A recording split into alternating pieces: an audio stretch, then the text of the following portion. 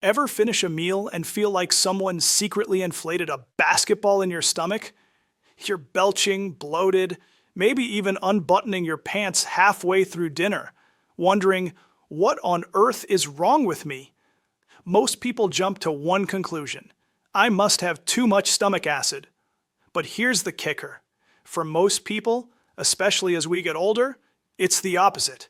It's too little stomach acid, and that one imbalance can ripple through your whole digestive system. From gas and bloating to nutrient loss to even yeast overgrowth. Let's dig into what's really happening inside that belly balloon. Your stomach is supposed to be acidic, very acidic. In fact, when it's working right, its pH is around 1.5 to 2.0. That's strong enough to dissolve a razor blade in 24 hours. That is a strong acid. Why would the body make something that strong? Because acid is the spark plug for digestion. It's the first domino in a long chain of events that turns food into fuel. Think of it as the chemical chef of your body. It tenderizes, breaks down, sanitizes, and cues the rest of the digestive system to get to work. When you swallow your food, stomach acid is supposed to unravel proteins so enzymes can slice them into smaller pieces, kill pathogens before they get any farther down the line, activate enzymes like pepsin that depend on that acidity to work, signal to pancreas and gallbladder to release their own digestive juices. In short, acid isn't your enemy. It's your body's digestive superhero. But what happens when that superhero's power starts to fade? When acid levels drop, it's like trying to cook dinner without enough heat. The food doesn't break down properly. It just sits there, half-cooked and fermenting. Imagine a sink full of dishes that never got rinsed. Things start to smell, bubble, and grow things you don't want to name. That's what happens inside your gut when stomach acid is too low. Proteins don't get digested. They sit and ferment. That fermentation produces gas, hydrogen, methane, and other byproducts that leave you bloated, burpy, and uncomfortable. And here's the ironic part. That undigested food creates pressure in the stomach that pushes gas and acid upward. It feels like too much acid, but it's actually the opposite. Your acid is trapped and misdirected. Then, people take antacids or acid blockers, which turn down acid production even more, and digestion grinds to a halt. It's like turning off the oven because the food didn't cook fast enough. Normally, that strong acid in your stomach acts like a bouncer at the door, keeping unwanted microbes from getting into the party. But when the acid is too low, the bouncer falls asleep. Suddenly, bacteria, yeast, and even parasites can stroll right in. That's when conditions like SIBO, small intestine bacterial overgrowth, start to develop. These bacteria feast on the half-digested food that shouldn't even be there, creating gas, bloating, and sometimes even pain that feels like you've swallowed a balloon. But bacteria aren't the only opportunists. When the gate is down, another guest sneaks in: yeast, especially Candida albicans. Candida is a normal resident in your gut. A few cells here and there are fine. But when stomach acid weakens, that natural defense system is gone. Candida slips through the open gate, takes up residence deeper in the intestines, and starts to multiply. And here's where things get interesting. Candida loves sugar. It's like a bakery that never closes. So when undigested carbs and sugars make it into the small intestine, yeast sees a buffet. It eats, it multiplies, and in the process, it ferments those sugars into gas, alcohol, and toxins. You can literally think of it like brewing beer in your belly. The CO2 gas it produces causes bloating and distension.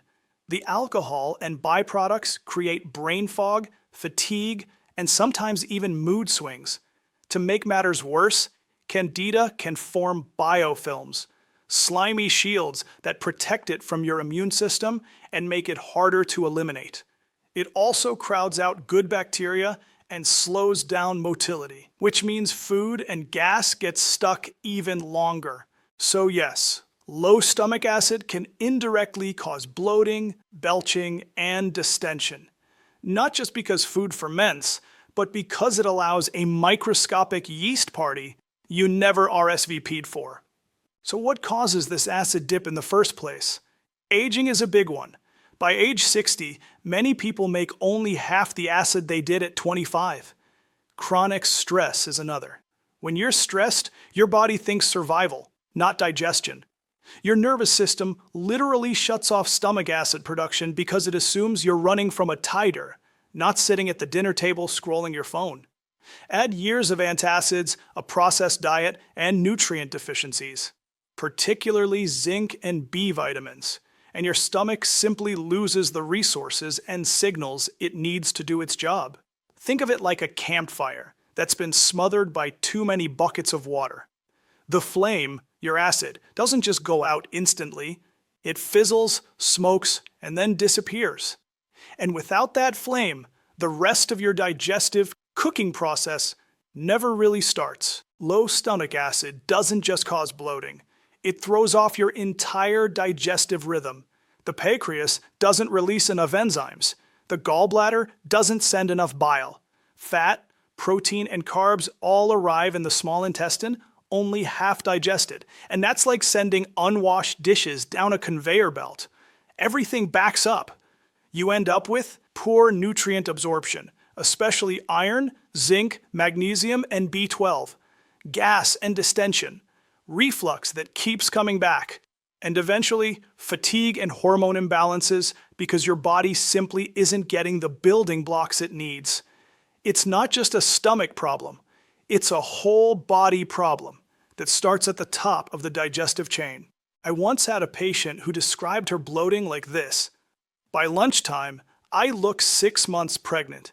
By dinner, I could pass for 9.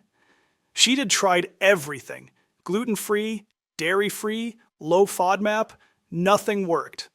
Turns out, her stomach acid was almost non-existent.